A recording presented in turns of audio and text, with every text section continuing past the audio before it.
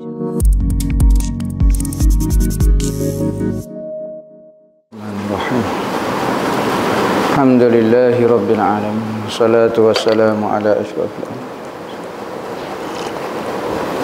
Sayyidina Muhammadin wa ala alihi wa sahbihi ajma'in. Nawaitu ta'allu wa ta'lim wa tazakkura wa tazkira wa nafa'a wal intifa' wal ifadah wal istifadah wal hassa ala tamassuki bi kitabillah wa sunnati rasulih wa du'a ila al-huda wa dalalata 'ala al-khair ibtigha'a wajhillah wa qurbihi wa sawabihi subhanahu wa ta'ala. Allahumma inni as'aluka ilman ladunni wa mashraba safihani ya wahabu ya ghani. Qala al-muallif rahimahullahu ta'ala wa nafa'ana bihi wa bi'ulumihi fid dharain amin. Rabbi yassir wa la tu'assir wa tammim bil khair wa la hawla wa la quwwata illa billahil aliyyil azim. Amma ba'du, assalamualaikum warahmatullahi wabarakatuh. Berkata Syekh Abdul Samad Al-Falimbani di dalam kitab dia Hidayatus Salikin fi suluki maslakil muttaqin, sehinggalah perkataan beliau al-faslu tsani fil khauf.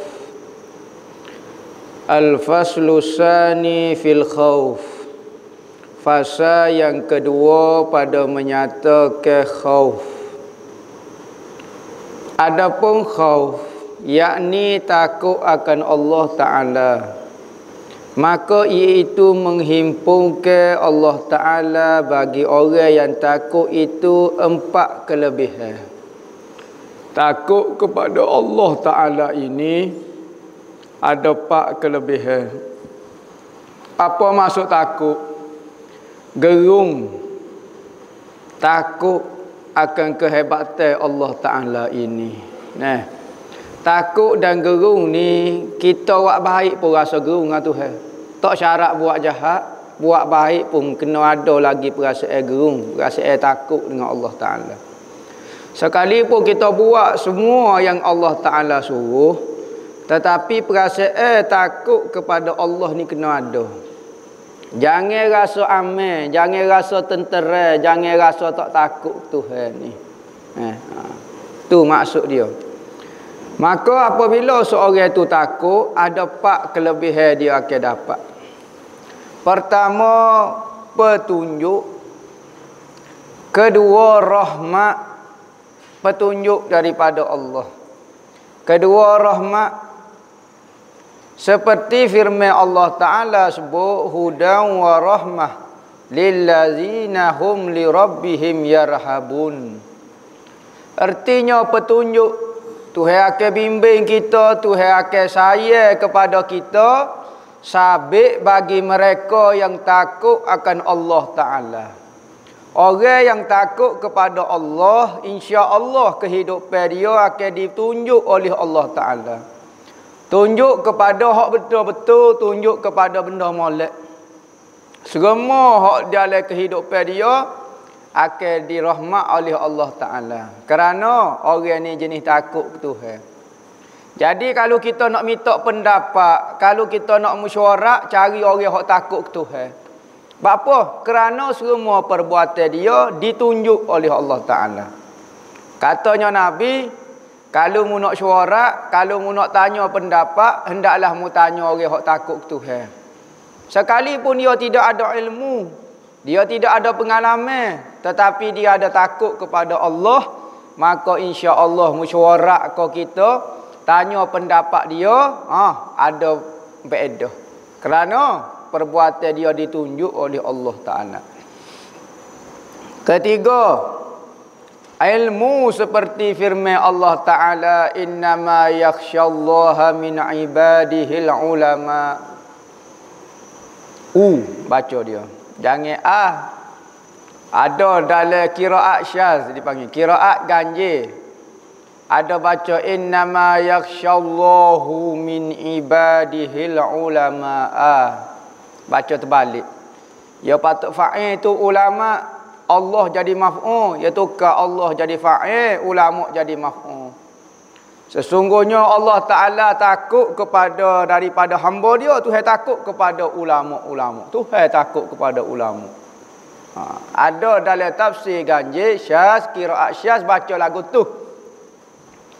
Maka hak masyhurnya ni cara baca. Yakhsyallaha min ibadihil ulama'u. Nah, hak ni hak muktamad.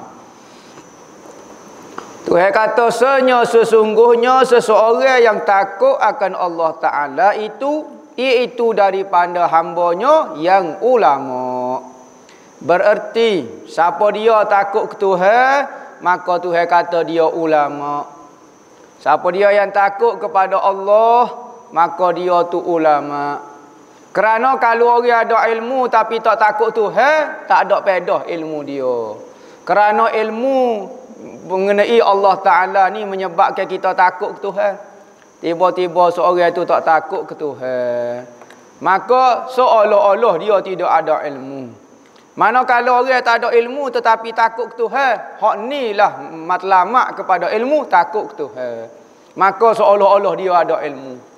Ilmu ni bukan ilmu baca, bukan ilmu tulis, bukan ilmu belajar. Ilmu ini ilmu yang dicampurkan oleh Allah Ta'ala, iaitu perasaan. Perasaan takut kepada Allah. Maka orang takut kepada Allah ni orang alim, orang ulama. Sekalipun dia bukan ulama hukum, alim dalam bab hukum hakam, tetapi dia alim mengerti di dalam ilmu perasaan dengan Allah Ta'ala. Keempatnya apa dia? Keredaan, dapat reda, petunjuk, rahmat, ilmu dan reda seperti firman Allah Ta'ala kata, radhiyallahu anhum wa radu an, zalika liman khasyiya rabbah.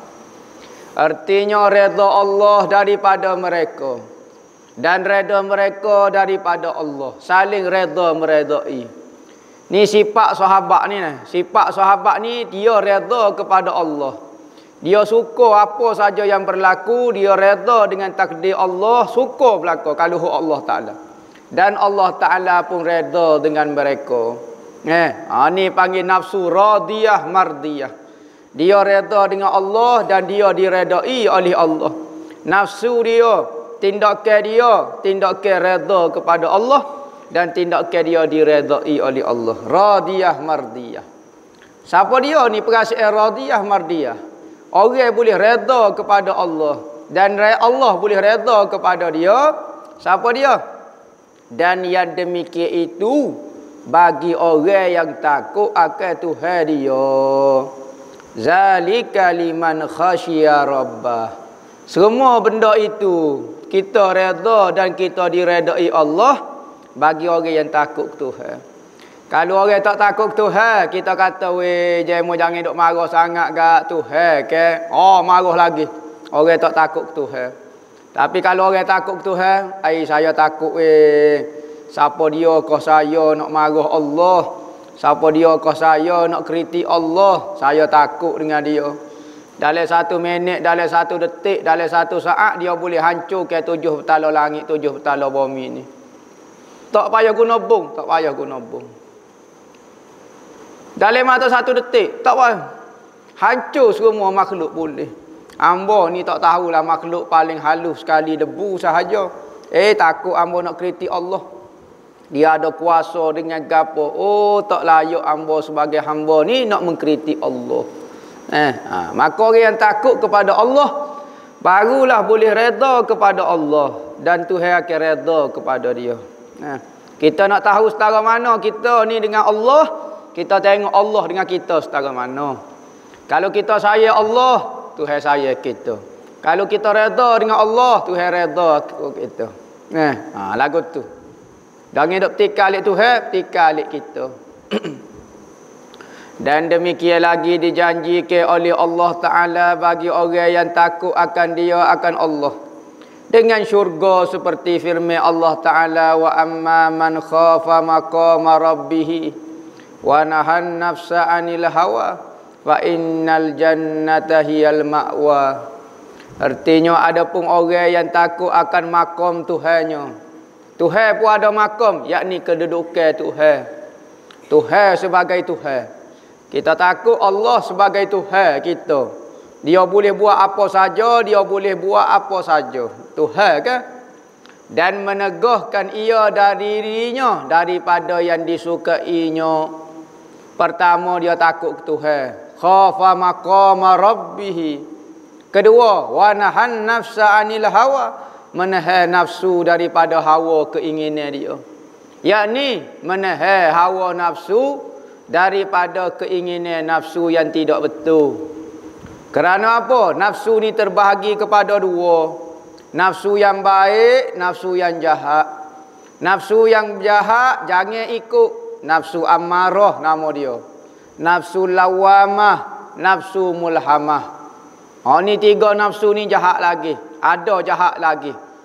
Manakala nafsu baik pula, nafsu mutmainnah, nafsu radiyah, nafsu mardiyah, nafsu kamilah. Ni nafsu yang baik, ni kena ikut.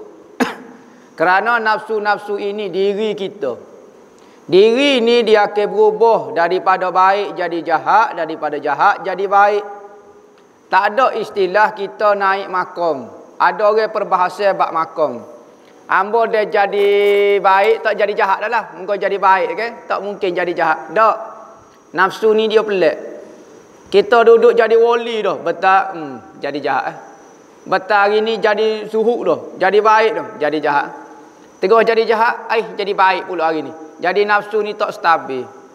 Apabila naik ke nafsu mutmainnah, boleh kau tak turun kepada nafsu lain? Boleh, katanya ulama. Boleh. Tidak mustahil benda tu berlaku. Duk naik nafsu radiyah, nafsu mardiyah, mulut jadi masing dah, kecek khamak dah. Tiba-tiba turun pula kepada nafsu mulhamah pula. Boleh? Tak ada masalah apa.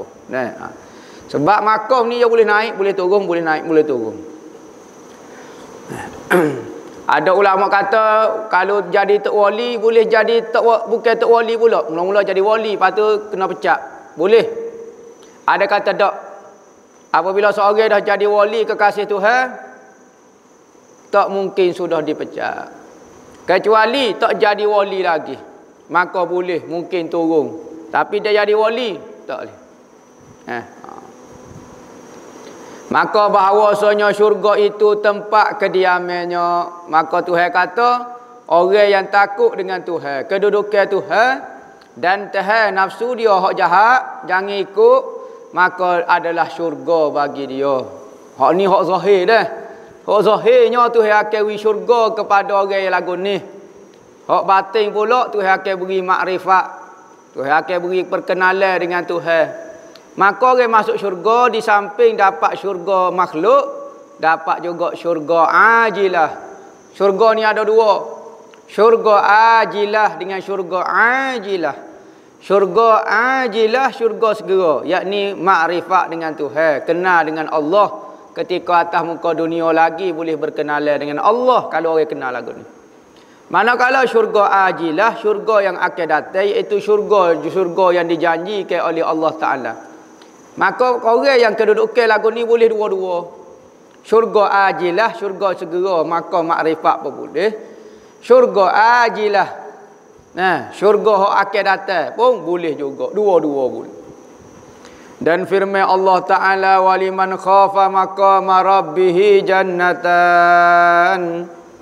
Artinya, dan bagi orang yang takut akan makam Tuhannya itu 2 syurga. Syurga mana 2 syurga? Kata 8 syurga. Ni kata 2 syurga. Ulama khilaf menurut syurga. Ada kata syurga ni 2 sahaja. Lepas tu ada kata saja syurga.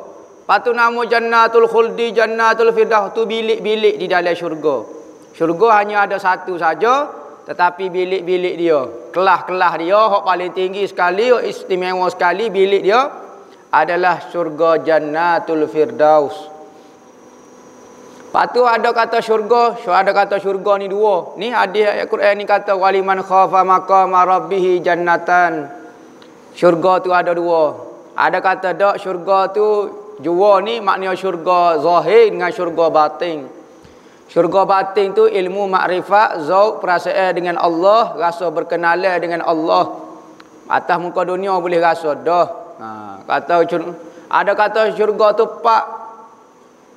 Adalah berapa syurga. Hak lain tu nama saja. Hak sabitnya pak saja. Jadi khilaf ulama dari sudut syurga ni ada berapa. Jadi kalau kita kata syurga ni tak jadi kafir.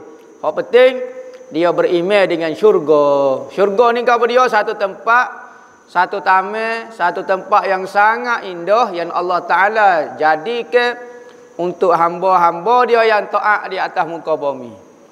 Tempat tu dinamakan syurga. Ada dah lah ni kau dari akhirat baru buat. Hak tu khilaf ulama juga. Hak penting beriman dengan syurga dan neraka. Kita percaya adanya syurga, adanya neraka. Bukan khayalan. Benda tu wujud sungguh. Ada yang kata syurga ni hanyalah khayalan. Hanyalah makrifat Allah Ta'ala saja. Salah juga. Jadi syurga ni kena ada dua-dua, hak zahir ada, hak batin ada. Faslus salis, fasa yang ketiga fi zuhdi. Fasa yang ketiga pada menyatakan zuhud. Adapun zuhud itu, ni sifat hati kita kena ada dah. Takut ke Tuhan. Kuat tak kuat takut tu suku pasal. Ada orang takut bila tangan kita sebut nama Tuhan. Muduk marah hujan-hujan. Bapa duk hujan lah ni Kita ada apa orang tegur dia. Tuhan buat hujan. Dia pun senyap lalu. Takut setara tu pun jadi dah.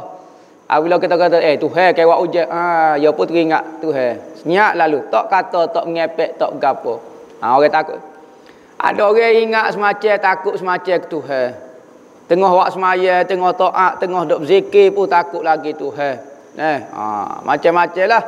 Yang penting biar ada hati tu perasaan takut dengan Tuhan. Jangan kata Tuhan nak marah, awak kerja lagu ni Tuhan marah. Ikutlah. Biar Tuhan marah. Sudah orang ni. Tak ada langsung perasaan takut, jangan. Kita tak sudah buat majzub lah. Majzub tak takut ke Tuhan lah, berapa dia lah. Jangan. Orang fana tak sedok kira dah. Perkataan orang fana. Wali-wali duk tengah mabuk. Tiba-tiba dia bercakap dengan perkataan yang tidak menunjukkan dia takut ke Tuhan. Jadi apa dia? Ya Allah ya Tuhan aku. Ikutlah apa dia? Cerita Rabi'atul Adawiyah. Bawa apa dia? Bawa api, bawa air. Tengah hari cincin, bawa air bawa beledi, bawa api. Jalan pergi kat tu, pergi kat ni. Jalan kat tu, jalan kat ni. Orang pun tanya Rabi'atul Adawiyah. Rabi'ah, apa ni buat apa dia ni beledi karuk api ni. Tujuan apa dia ni? Bawa api, bawa bunggu api, bawa air ni. Dia kata hamba bawa air ni hamba nak padam neraka. Hamba nak pergi cucu neraka biar padam. Patu api ni buat apa dia? Hamba nak bakar syurga. Apa? Sebab dua ni lah orang tak sembah Tuhan betul-betul. Orang sembah pada dua ni. Orang sembah pada syurga, orang nak gila kepada syurga, tak gila ke Tuhan. Orang takut ke neraka, tak takut ke Tuhan. Barang lagu ni syirik. Sudah, dia mari ahwal dia. Jangan ikut perkataan dia. Kita tak mari perasaan siapa perikat lagu tu, jangan ikut perkataan orang lagu tu. Jadi, kata-kata pok dia ketika fana, tidak boleh jadi hujah. Tidak boleh buat berhujah. Maka manusia ini katanya Imam Haddad di dalam mata hikayat dia kata perkataan manusia perkataan ni kena takwil. Kena takwil kerana dua. Perkataan ni ditakwil kerana dua sebab. Pertama kerana terlalu sempurna. Maka kita takwil perkataan itu kerana dia terlalu sempurna. Seperti ayat Al-Quran menunjukkan Tuhan itu sama dengan makhluk. Maka kita takwil ayat Quran itu kerana Tuhan terlalu sempurna. Apabila Tuhan itu sempurna, maka ditakwil ayat Quran itu kerana kesempurnaan Tuhan. Ia panggil ditakwil kerana sempurna. Kedua, ditakwil kerana kekurangan, kerana aib benda ni. Apa dia? Perkataan wali tengah majzub. Maka perkataan dia kita kena takwil. Takwil kerana sempurna dia. Tak kerana dia kecek ada kelemahan. Nampak pelik. Maka takwil ni terbahagi kepada dua. Kerana kesempurnaan dan kerana kekurangan. Maka kita terpaksa takwil ayat-ayat tutup wali ni supaya betul dengan syariat Allah Ta'ala. Apa? Kita takwil. Kerana dia terlalu hebat kau. Kecek lagu majzub lagu ni. Bukan. Kerana kecek majzub ni aib. Salah. Maka terpaksa ditakwil kerana kekurangan, katanya Imam Haddad. Nah, takwil ni terbahagi kepada dua. Takwil kerana kesempurnaan, takwil kerana kekurangan. Nah, jadi lagu tu takut kepada Tuhan. Kau gapo dia? Ada benda-benda perkataan Tok Wali menunjukkan kepada gapo-gapo yang tidak layak. Sebab tu Tok Wali dia tak kecek rahsia-rahsia dia. Ifsya'us sirri kufrun. Menyebarkan, menceritakan rahsia-rahsia. Tok Wali ada rahsia dengan Tuhan. Perasaan dia dengan Tuhan. Jangan royak ke orang, Tuhan kata. Mu rasa gapo-gapo dia, ilmu ko, makrifat ko, hak mu boleh tu, mu jangan royak ke orang. Sir, jangan royak rahsia ni. Kalau mu buka, kufrun. Kupu selalu. Orang lain tak akan faham perasaan mu dengan Tuhan, maka dia akan kata mu ni kupu. Dia akan kata mu ni kupu. Adapun zuhud itu, maka iaitu martabat yang tinggi yang menghampirkan kepada Allah Ta'ala dan menjauhkan daripada dunia dan menggemarkan kepada akhirat. Zuhud ni tak si dunia, suka kepada akhirat. Bukan tak si dunia ni jadi malah kohong. Baju tak basuh, bau busuk banga, wak kerja malah, ngapa malah, khidmat malah. Ni apa demo? Zuhud. Zuhud ni zuhud setan. Zuhud ni sebenarnya orang paling rajin atas muka dunia orang zuhud. Orang paling pembersih atas muka dunia orang zuhud. Orang paling kemah rumah dia orang zuhud. Tu sebenarnya. Bukan kata zuhud ni jadi malah, jadi gapo, hak tu pemalas. Hatu mazmumah. Hati dia jauh daripada dunia, gemar kepada akhirat. Tolong orang, sedekah. Bapa demo ni tak sedekah kepada orang? Zuhud. Sedekah pun zuhud? Ya, kena zuhud juga. Pelik sungguh. Sedekah pun zuhud juga. Pakai baju buruk. Bapa demo pakai baju buruk? Bazir. Pakai baju buruk saja. Pitih ada, sipel. Wak harta. Ni bukan gemar menjauhkan dunia, gemar pada akhirat. Ni sipel dunia. Ni dipanggil nyaye. Orang tua panggil nyaye ataupun kedekut. Kenapa hal tu? Zuhud ni adalah sifat hati. Dunia tidak melekat dalam hati dia. Setengah keadaan orang miskin. Orang miskin tak suka kepada harta lah mana. Ada tu orang kaya. Dia ada harta tapi tangan dia sangat pemurah. Suka beri kepada orang. Zuhud juga aku tu. Ada orang miskin tapi suka kepada harta. Tomok dipanggil. Suka kepada harta. Sipel boleh pitih. Payahnya lah nak boleh pitih. Sipel tu gak dia. Tak beri kat orang. Ada pitih? Tak ada pitih. Pitih ada. Dunia. Ada orang kaya, ada pitih harta banyak tapi tak suka beri kat orang. Senyak ya. Saya ya, nyaya ya. Wak perhabis kat lain harta apa? Wak perhabis kat akhirat tak sih. Jolo belaka tu. Tak menggemarkan kepada akhirat langsung. Dan dikasihi oleh Allah. Tuhan suka orang yang tak menjauh ke dunia dan gemar ke akhirat. Tuhan suka. Sebab apa? Sebab dunia ni musuh Allah. Apabila kita buat dunia ni sebagai musuh sungguh, kita tak sayang kepada dia, tak salah kita ada harta dah. Bukan kata suka dunia ni kita ada harta. Tak. Kita tak ada harta pun kalau dia suka dunia, jenis bahasa kakak suka dunia. Maka apabila kita suka tak suka kepada musuh Tuhan, akan dikasihi oleh Tuhan. Tuhan royak dah, dalam hatimu pilih dua, sama ada aku ataupun dunia. Kalau mu pilih aku, dunia apa boleh, tak ada masalah apa. Tapi kalau mu pilih dunia, aku tak boleh. Nah, katanya Allah Ta'ala sebut kepada Nabi Allah Daud alaihi salam. Katanya Allah Ta'ala kepada Nabi Daud, ya Daud, wahai Nabi Daud, kosongkan rumahku daripada selainku, supaya aku diam di dalamnya. Yakni kosongkan hatimu, wahai Nabi Allah Daud, daripada selain daripada aku. Suka selain daripada aku. Supaya aku diam di dalamnya, supaya aku boleh duduk di dalamnya. Supaya di dalam hatimu ada diriku. Nah, lagu tu. Kecek kiasa. Bukan kata Tuhan duduk dalam hati manusia. Ni kada hak jenis jeng ngaji jahil pula. Nah, dia kata Tuhan duduk dalam hati manusia. Apa duduk dalam hati manusia? Tuhan tak perlu pada tepat. Nah, dan dikasihi oleh sekalian manusia. Orang zuhud ni manusia pun suka. Apa manusia suka? Dia tak minta dengan orang. Dia tak suka pitih, dia tak suka harta. Ni dok betah minta pitih, betah nak goni. Hak dia tak siwak topik, tak ambil orang. Tak apa, sudah. Orang pun jadi naik serabu. Katanya Allah Ta'ala, kalau mu nak suruh orang suka, mu kena zuhud dengan manusia. Jangan dok minta dengan manusia. Kalau mu nak suruh Allah Ta'ala suka, mu zuhud dengan dunia. Kalau mu nak suruh manusia suka, zuhud dengan apa yang ada di tangan manusia.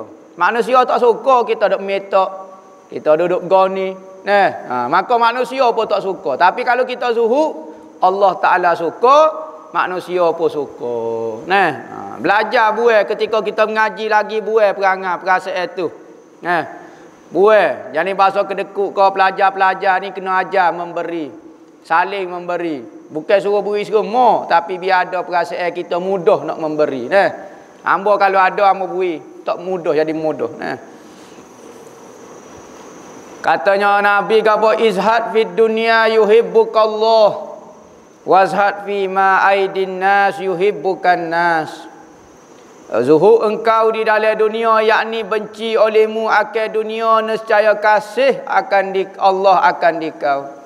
Benci kepada dunia, tak suka kepada dunia. Maksud benci sini, dunia ada tangan tak apa, tapi jangan duduk di hati kita. Maka Tuhan suka hati lagu ni. Dan zuhud engkau pada barang yang di dalam tangan manusia.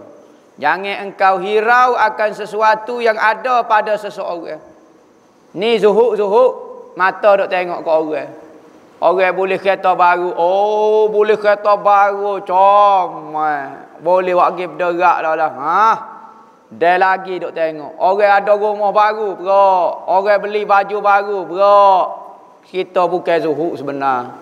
Duduk menipu Allah Ta'ala. Kalau orang zuhud tak tengok pun. Demo boleh kereta rebah. Kau boleh kapal terbang ikut demo. Ni demo lebih sikit. Oh, demo tu boleh goni. Demo tu boleh goni. Kita pakai baju buruk ya, tapi hati duduk tengok harta orang. Oh ni zuhud, bukan zuhud dengan harta manusia. Maka kalau kita zuhud, tak cara ikut demo lah. Baguslah kata boleh kenderaan, boleh buat amal, boleh buat taat, tak ada masalah ke apa. Yang ada pada seorang, nescaya kasih orang akan dikau. Kita kalau jenis tak minta orang suka, tapi dok sebetar minta, dok betaga ni, cermat orang panggil. Bagi atas rumah tak ajar luak, bagi orang saja luak. Lagu ni. Pitih ada sipel panjang angin-angin nak buat goni, nak buat gotu. Dan sabda Nabi sallallahu alaihi wasallam, iza aradallahu bi 'abdin khaira zahadahullahu fid dunya wa raghabahu fil akhirah wa basarahu bi uyubi nafsihi. Artinya apabila menghendaki Allah Ta'ala dengan hambanya akan kebajikan. Kalau Tuhan nak beri kebajikan kepada kita, nescaya membencikan ia Allah akan hamba itu di dalam dunia. Tuhan buat dia jadi zuhud. Zuhud tak suka kepada dunia. Harta dunia melimpah pun biasa ya. Dia suka Allah Ta'ala lagi. Dan menggemarkan akan dia, akan hamba sani di dalam akhirat. Tuhan buat dia tak suka dunia, suka akhirat. Majlis-majlis ilmu dia suka, tempat berzikir dia suka, majlis selawat dia suka, kuliah-kuliah agama, majlis-majlis ilmu, majlis kecek bab agama ni suka. Manakala benda-benda dunia tak berapa nak suka, hidup tak selesa dengan dunia. Dan melihat ia akan aib dirinya. Ni Tuhan nak bagi kebaikan tu. Tuhan memperlihatkan akan aib diri dia. Lagi mana kita nak tengok aib orang, aib kita tak beki, Tuhan tak si nak bagi kebajikan lah mana kita. Kalau Tuhan nak bagi kebajikan, nescaya Tuhan akan perhati, buat kita boleh tengok segala aib kita. Dan sabda Nabi sallallahu alaihi wasallam,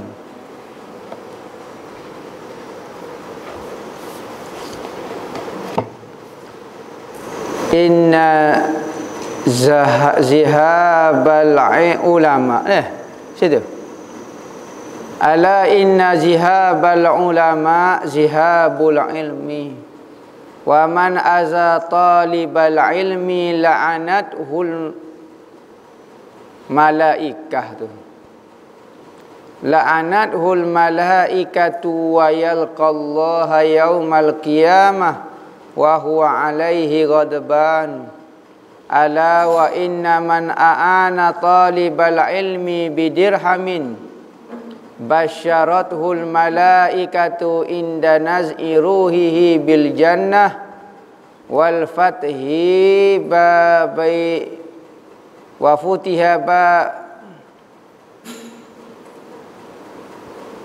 futiha babum min nurin fi qabrihi. Ketahui olehmu dan bahawasanya hilang ulama itu hilangnya ilmu. Hilangnya ulama, hilangnya ilmu. Katanya hadis, hilang ulama, hilang ilmu. Kitab pada masa tu banyak, goni banyak, gotu banyak, tetapi ulama tak ada. Maka apabila ulama tak ada, ilmu pun tak ada. Lagu tu. Ni kita dok kecek kelebihan ilmu dan ulama. Menyakiti akan orang yang menuntut ilmu dilaknat akan dia oleh malaikat. Siapa dia buat khianat kepada pelajar ilmu, buat khianat kepada orang duk mengaji ilmu, fitnah kata Syiah, fitnah kata ajaran sesat, fitnah kata menipu umat, menyakiti orang, maka dilaknat oleh malaikat. Malaikat laknat, malaikat kata orang duk tuduh pelajar ilmu. Tepat belajar ilmu ni tuduh Syiah, tuduh ajaran sesat, tuduh menipu masyarakat ni, malaikat doa laknat kepada orang lagu tu. Dan berjumpa ia orang hok duk menyakiti pelajar ilmu itu akan Allah pada hari kiamat, dan ia itu atasnya marah. Tuhan marah atas orang yang duduk menyakiti ahli ilmu. Ketahui olehmu dan bahawasanya barang siapa menolong akan orang yang menuntut ilmu dengan 1 dirham. Siapa dia tolong pelajar ilmu, bui seria ya, 1 dirham. Kalau kita seria lah contohnya. Disukakan akan dia oleh malaikat tak kala keluar nyawanya. Disukakan lagu mana? Diberi berita gembira.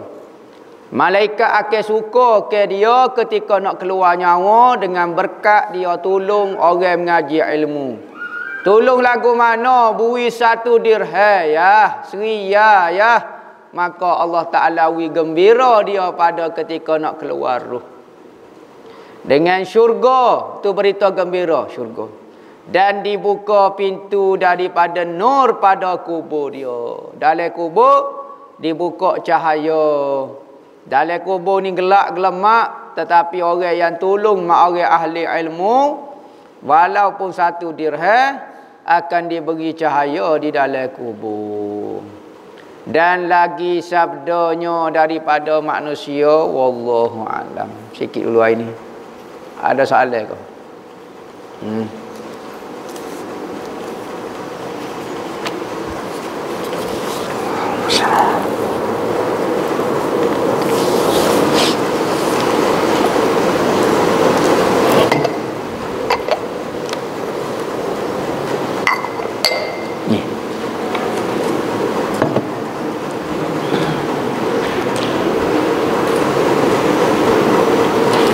Apa masuk tak tahu alik ilih alik jatuh? Tanya juga. Tak tahu alik ilih jatuh ni maknanya tidak tahu arah. Alik ilih, kita orang Kelantan alik ilih ni alik kiri. Alik jatuh ni alik kanan. Alik kiri, alik kiri. Alik ilih ni, alik ilih, alik jatuh ni maknanya tak tahu arah lah maknanya. Alik ilih kita panggil alik kanan. Alik kanan. Kalau ngadak gini misalnya ni kiblat. Hak ni alik jatuh, hak ni alik naik dia panggil. Kalau kita agak selatan, utara, utara selatan, kau berapa dia tak tahulah. Hak ni alik naik, hak ni alik jatuh, alik kiblat dia panggil. Alik ilih ni alik kanan. Alik kiri, alik ulu. Nama, tu dia panggil. Tak tahu alik ilih, alik jatuh, orang ni tak ada arah. Tak tahu arah. Orang ni mutahayyirah. Kebengongan, tak faham apa. Kita panggil orang ni alik ilih, tak tahu alik ilih, alik jatuh. Tu maksud dia. Istilah orang Kelantan. Ketika solat datang rasa macam terketuk tapi tidak yakin mohon pencerahan, tidak batal sembahyang. Sembahyang ni akan batal jika yakin berlaku benda yang batal. Kalau was-was tak batal sembahyang. Terus ke sembahyang itu hanyalah was-was saja. Boleh kodok pakai cincin ataupun sipir cincin yang ada khodar jin. Tak ada masalah apa Tak suruh cara ke dia lah. Tak suruh saing lah dengan jin. Jin ni ada manfaat kadang-kadang tapi mudarat dia ada banyak. Kadang-kadang kalau dia nampak kita ni lemah, dia akan paksa kita, dia akan tarik kita, dia akan ajak kita akhir sekali sembuh dia. Hak tu kalau orang tak kuat jangan main dengan jin. Orang-orang dulu hak kuat tak apa, jin sembuh dia. Jin tak cara ke dia. Dia tak cara kok jin. Ni lah ni kalau awak nak khidmat saya boleh. Awak makan najis. Awak makan darah. Awak makan binatang tak disembelih. Cucu darah atas Quran kau. Sudah. Maka orang nak kelebihan dia akan buat benda-benda lagu tu. Haram hukum dia berdosa dan boleh jadi jatuh kufur. Maka boleh kau dak sipir saja, sipir jin. Ikut hidup dalam cicing misalnya. Kita pun sipir dalam rumah, ikut dia. Takut dia main cekik anak-beranak kita dah pulaknya. Jadi jin ni ada boleh harap, ada tak boleh harap. Ada khianat. Tu perangai jin dah. Dosa tak berdosa, tak ada masalah gapo, kita tak ada guna khidmat jin pun. Amalan selawat 1000 yang ustaz ijazah tu wajib kena buat sekali, kau boleh buat putus-putus. Moleknya buat sekaligus, 1000 kali itu sekaligus. Sebentar ya, teragak dulu buat. Sebentar sangat ya 1000 ni. Sebentar ya, baca 1000, okey. Naiklah kalau kita rasa. Baca cepatlah sikitnya, sallallahu alaihi Muhammad, sallallahu alaihi Muhammad. Ni baca sallallahu ala Muhammad. Baca lagu tu 3 hari baru habis 1000 orang tak baca beramal lagu tu. Baca cepat sikit. InsyaAllah boleh dapat salah satu majlis. Try dulu. InsyaAllah lama-lama jadi cekat. InsyaAllah cepat.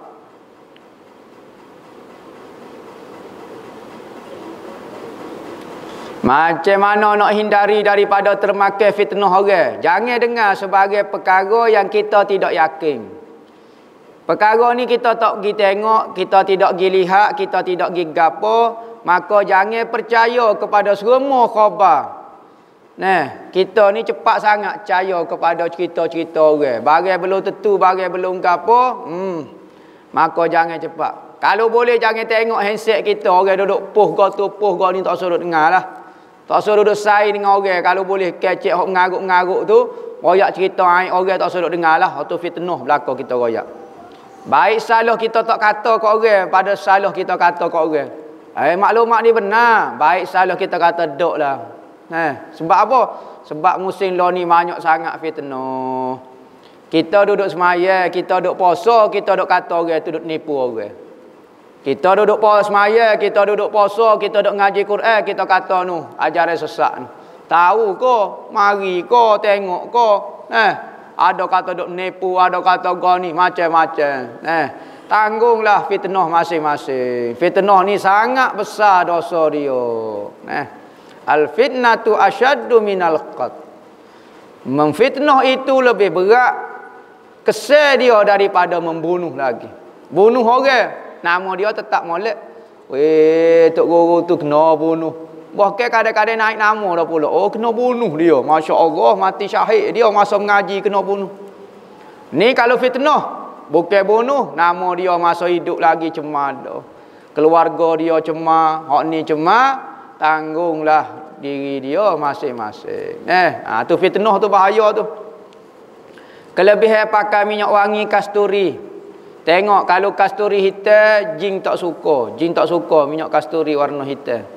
Kalau warna kuning, minyak kasturi asli tu molek untuk akal, molek untuk pelajar, molek untuk akal. Ada kodok khasiat minum air hujan, minumlah air hujan. Benda yang paling bersih atas muka dunia, paling halal adalah air hujan. Air Nescafe, air gapo takut campur dengan benda lain. Hok molek sekali air hujan. Dan ada kelebihan air hujan ni. Molek mandi dah, mandi air hujan. Antara dia panggil ranking air tawar. Air tawar hok pertama sekali air Zam-Zam. Kedua air hujan malam Jumaat. Tu ranking dia. Banding dengan air koloh, air gapo hok tu nombor 2. Sebab apa air hujan ada kelebihan tu saya sebut mengenai air hujan ni Air hujan ni kalau mandi ya tahan tubuh jadi kuat. Tubuh kulit jadi tahan. Ada orang tanya mengenai Dr. Zakir Naik. Mohon sangat apa pandangan ustaz mengenai Dr. Zakir Naik. Bukan pandangan hamba ni orang hok kenal dia lah. Orang hok kenal dia dan orang pernah muamalah dengan dia. Nak tanya pendapat dia orang bagus, dia tak curi telur itik orang. Dia orang bagus. Bagus dari satu sudut. Tapi ada beberapa sudut dia ni kelemahan dia. Kita kena royaklah. Dari sudut dia, fahamnya dia, pegangnya dia lebih cenderung kepada Wahabi. Dr. Zakir Naik ni, dia ni dari tanya hukum hakam, Wahabi betul dia. Tapi dari sudut kemahiran dia berdebat mengenai ilmu agama, perbandingan agama, dia Masya Allah kelebihan dia. Dalil hujah dia Masya Allah. Tetapi dari sudut hukum hakam, dia ni Wahabi. Dan dia bukan ulama. Katanya, orang setempat dengan dia ni orang India.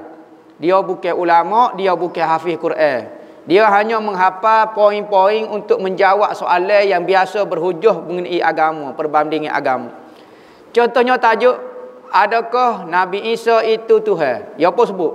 Dalam Bible, dia hafal gitu saja. Dia bukan hafiz Quran pun, tak hafal Quran dia. Dia hafal ayat-ayat untuk hak tu sahaja. Ya beza dengan Ahmad Didat dulu. Hak tu orang ahli sungguh Ahmad Didat ni. Orang South Africa. Hak ni, dia ni hukum hakam tak usah tanya dia. Betul-betul dia ni Wahabi. Tapi kalau nak panggil dia kecek mengenai perbandingan agama tak apa. Jangan tanya hukum hakam dan dia tidak jadi rojok ke ulama pun. Cuma kemahiran dia dalam perbandingan agama. Gitu.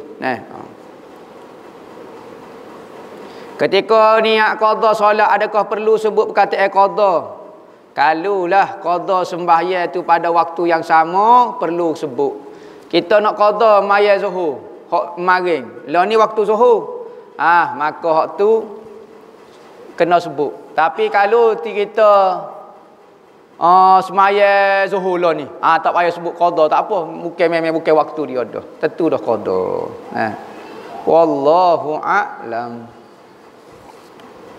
Al-Fatihah.